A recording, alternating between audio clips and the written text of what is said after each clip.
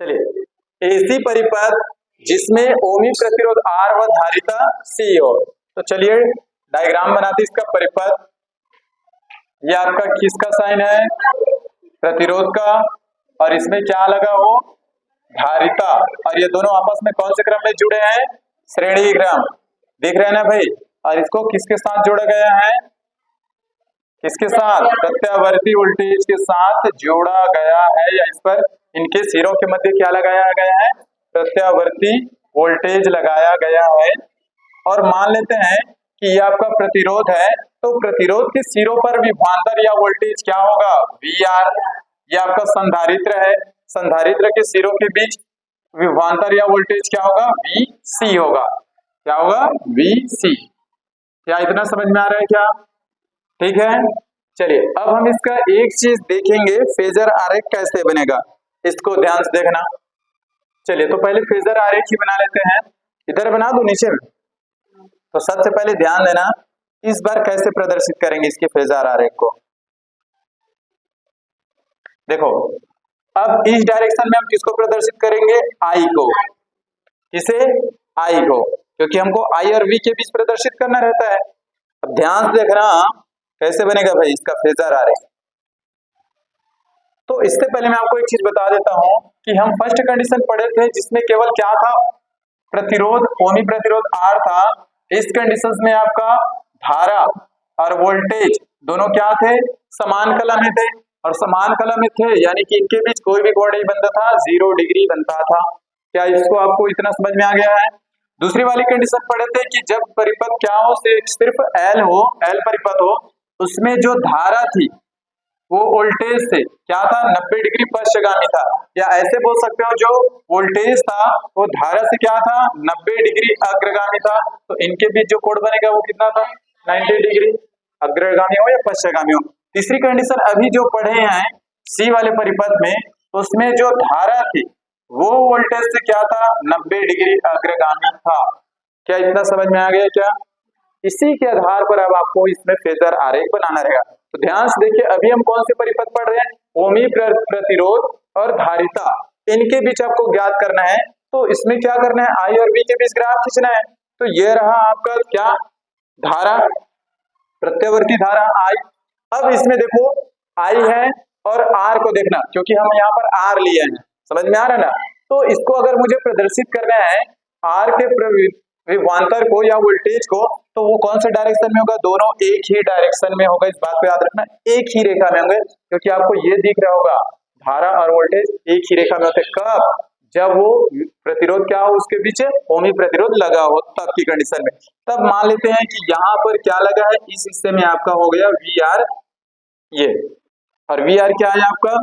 ओमी प्रतिरोध का विभवांतर, या बोल सकते हो आपका VR है वोल्टेज या विभवांतर, दोनों में से किसी एक को नाम दे सकते हो। अब हमको प्रदर्शित किसको करना है? धारिता।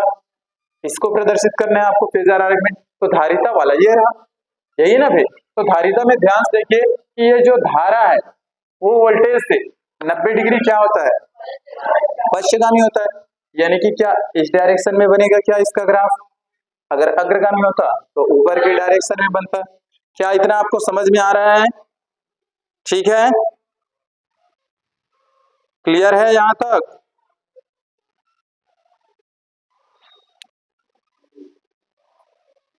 चलिए, तो फिर इसका ग्राफ प्रदर्शित करते हैं।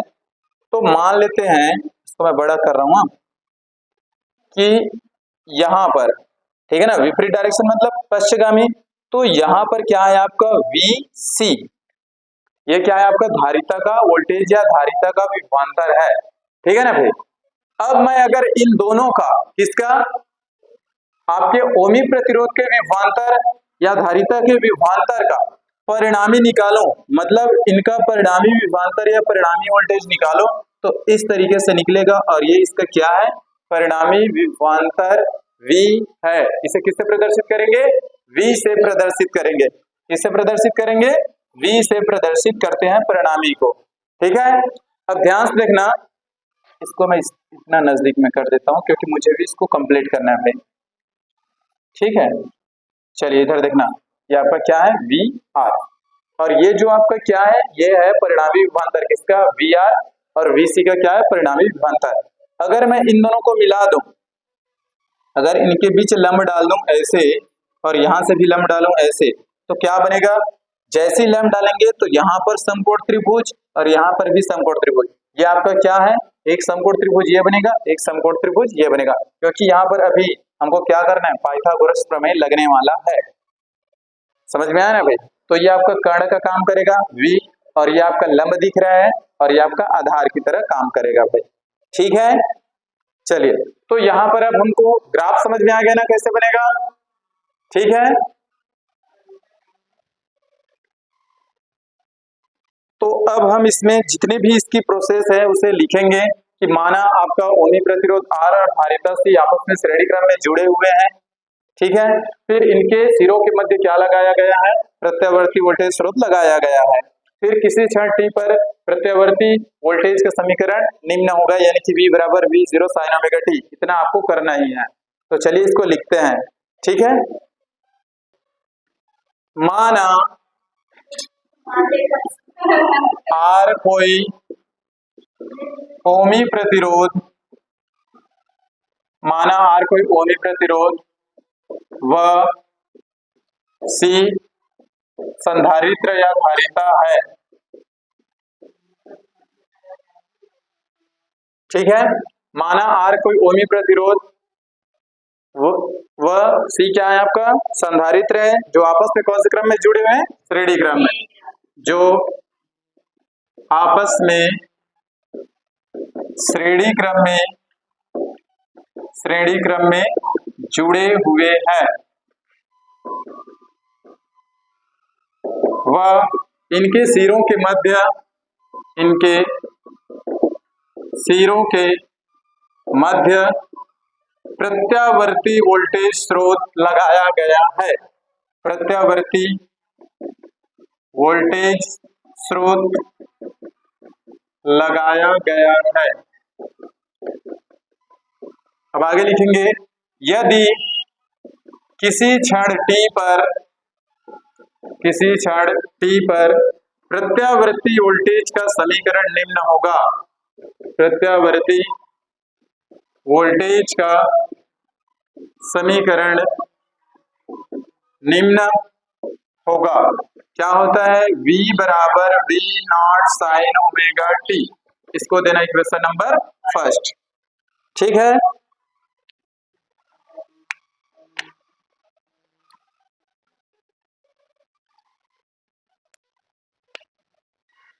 अब यदि इस परिपथ में मतलब RC परिपथ में, ठीक है ना भाई, यदि इस परिपथ में प्रवाहित होने वाली धारा I हो तो, प्रवाहित होने वाली धारा I हो तो क्या हो जाएगा, ओम के नियम से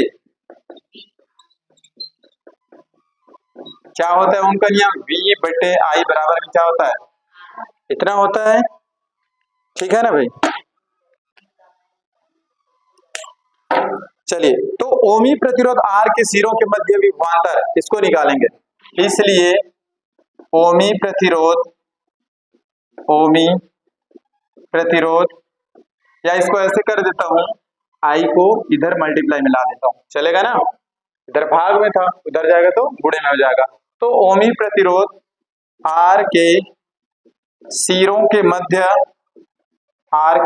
मध्य विभवांतर, और आपको दिख रहा है विभवांतर लिखो या वोल्टेज लिखो एक ही मतलब है। ठीक है ना भाई, तो ओमी प्रतिरोध R के सिरों के मध्य विभवांतर या वोल्टेज क्या है, VR दिख रहा है, ये VR, तो इसका क्या हो जाएगा, RI हो जाएगा या IR लिखो, उतना हो जाएगा। अब संधारित्र C के सिरों के मध्य विभवांतर या वोल्टेज इसको निकालेंगे। ठीक है भाई, चलिए तो लिखेंगे, धारिता C के सिरों के मध्य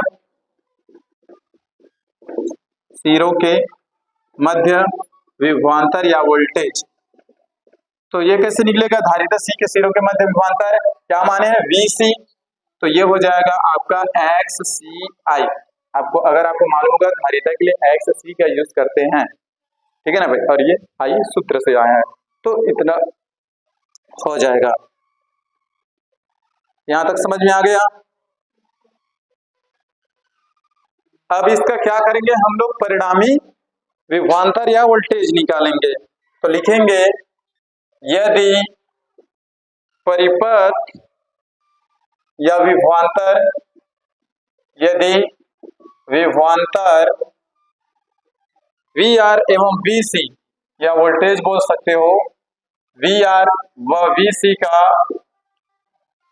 परिणामी विभवांतर V हो तो, परिणामी विभवांतर या वोल्टेज बोल सकते हो, ठीक है ना भाई, परिणामी विभवांतर V हो तो पाइथागोरस प्रमेय से, पाइथागोरस प्रमेय से, पाइथागोरस प्रमेय क्या बोलता है, कर्ण का वर्ग, तो कर्ण इसमें कौन दिख रहा था, V, तो ये क्या हो जाएगा V का वर्ग, लंब इसमें कौन दिख रहा था, VR, ठीक है ना भाई, तो ये हो जाएगा आपका VR का वर्ग, चाहे किसी को भी लिख लो, चाहे लंब को पहले लिखो या आधार को पहले लिखो, उससे कोई फर्क नहीं पड़ेगा, ठीक है ना भाई, VR का वर्ग और VC का वर्ग, आप इसको पहले लिख सकते हो तो भी उसमें कोई दिक्कत नहीं होगा, इतना हो जाएगा। अगर मैं इस वर्ग को पक्षांतर करूं तो ये क्या वर्गमूल में आएगा, क्या ऐसे VR का वर्ग धन VC का वर्ग। अब यहां से VR का मान रखो, VC का मान रखो, चलिए रखते जाइए, तो VR का मान RI और पूरे का वर्ग, VC का मान XCI और पूरे का वर्ग। अब वर्ग पूरे के लिए है तो दोनों में लगा देते हैं, ये बनेगा R का वर्ग I का वर्ग, XC का वर्ग I का वर्ग और ये वर्गमूल, ठीक है, दोनों में I का वर्ग है, कॉमन निकलेगा, तो पहले कॉमन निकालते हैं, तो ये निकल गया कॉमन दोनों से, इधर क्या बचेगा R का वर्ग XC का वर्ग, अब I का वर्ग है तो दो का जोड़ी में है तो एक बाहर आ जाएगा, ठीक है ना भाई, तो ये बनेगा I बाहर आ गया, अंदर क्या बचेगा आपका R का वर्ग धन XC का वर्ग। क्या यहां तक समझ में आ गया, ये कौन से नंबर का समीकरण है, चौथा है ना, आप ही लोग तो बोल रहे हो चौथा करके, अच्छा चलो, समीकरण में कोई दिक्कत नहीं है, आप जितना भी दे सकते हो, तो ये आ गया आपका दूसरा समीकरण। चलिए अब यहाँ पर हम क्या करेंगे, XC की वैल्यू रखेंगे, बताना चाहोगे XC की वैल्यू क्या होगा, हाँ इससे पहले पढ़े हैं ना, तो ये हो जाएगा आपका R स्क्वायर प्लस, इसकी जगह क्या रखेंगे 1/ओमेगा C का वर्ग।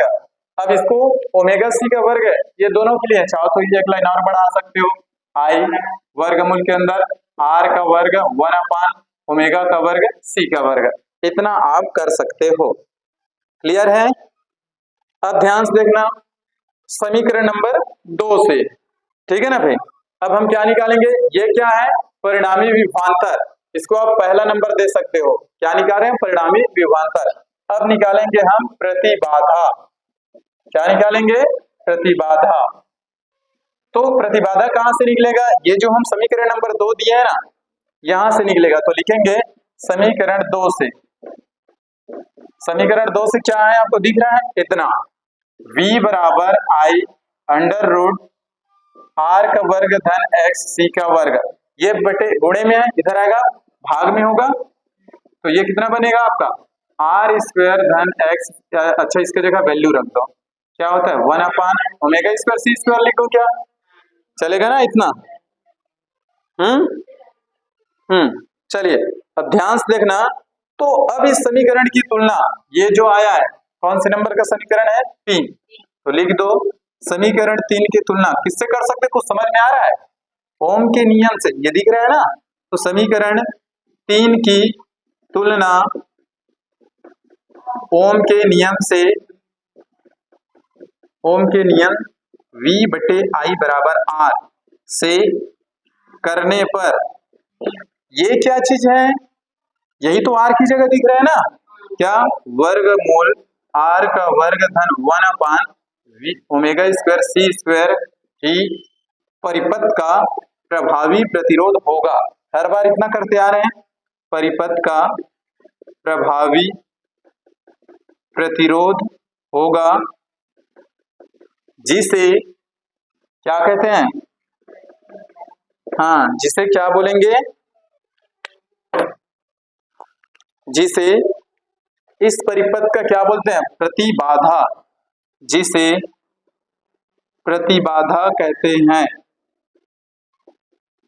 और इसे किससे प्रदर्शित करते हैं, जेड से। तो क्या हो जाएगा, इसलिए जेड बराबर किसको लिखेंगे, इस पूरे पार्ट को, अंडर रूट आर का वर्ग धन 1/ओमेगा² सी स्क्वायर। ये आपका क्या है, प्रतिबाधा। यही आपका क्या कहलाता है, प्रतिबाधा कहलाता है। आई होप आपको इतना समझ में आ गया होगा। ये क्या निकल के आ गया आपका, प्रतिबाधा निकल गया। अब आपको निकालना है कलांतर। चलिए अब कलांतर देख लेते हैं इधर थर्ड स्टेप में, यही लास्ट बचा है, ठीक है ना। कलांतर तो किनके किनके बीच कलांतर निकलेगा, जो आपके परिणामी विभवांतर था ना V, ठीक है ना, धारा I से फाई कलांतर बनाता हो तो ध्यान से देखना, जो आपका क्या है, परिणामी विभवांतर V धारा I से, यदि परिणामी विभवांतर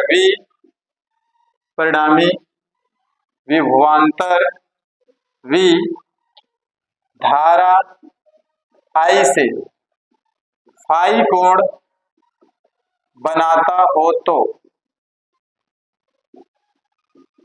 ये, तो क्या हो जाएगा, tan फाई बराबर क्या हो जाएगा, tan बराबर क्या होता है, लंब बटे में आधार। क्या होता है इसका सूत्र, लंब बटे आधार। तो यहाँ पर लंब क्या दिख रहा था, VC। कौन था लंब आपका, VC, और आधार कौन था आपका, VR। अब बस आपको यहाँ पर क्या करना है, दोनों की वैल्यू रख दीजिए तो फिर आ जाएगा भाई, ठीक है। चलिए वैल्यू रखे दोनों का। VC का मान कितना है, VC का मान होता है XCI और VR का मान RI, ठीक है। ये I से I कैंसिल हो जाएगा तो क्या बचेगा, tan फाई बराबर XC बटे में R। XC की जगह भी आप वैल्यू रख सकते हो, क्या, tan फाई बराबर इसका मान क्या होता है, 1/ओमेगा C, और नीचे में रेडियस क्या है, R। क्या इतना समझ में आ रहा है, क्या आ गया ना भाई। तो अगर मैं यहाँ से फाई की वैल्यू निकालूं, तो tan कहाँ चला जाएगा, इनवर्स में चला जाता है भाई। अगर मैं यहाँ से फाई की वैल्यू निकालूं, इतना तक लिखोगे तो भी ठीक है, ठीक है। अगर मैं फाई की वैल्यू निकालता हूं तो ये बनेगा tan इनवर्स 1/ओमेगा CR। इस तरीके से आप क्या निकालेंगे, कलांतर निकालेंगे। ये आपका अब पूरी तरीके से कंप्लीट होता है। चाहो तो नीचे लिख सकते हो, यही इस परिपथ का कलांतर है, ऐसे करके। वैसे मैं ऊपर में लिख ही दिया हूँ कलांतर है। तो आई होप आपको अब ऐसी परिपथ जिसमें क्या हो, ओमी प्रतिरोध R और धारिता C हो, तब की कंडीशंस में ये उसका पूरा डेरिवेशन है, आप लोगों को समझ में आ गया होगा, ठीक। अब बाकी इसका जो बचा है LC परिपथ और LR परिपथ, इनकी चर्चा कल करेंगे भाई, ठीक।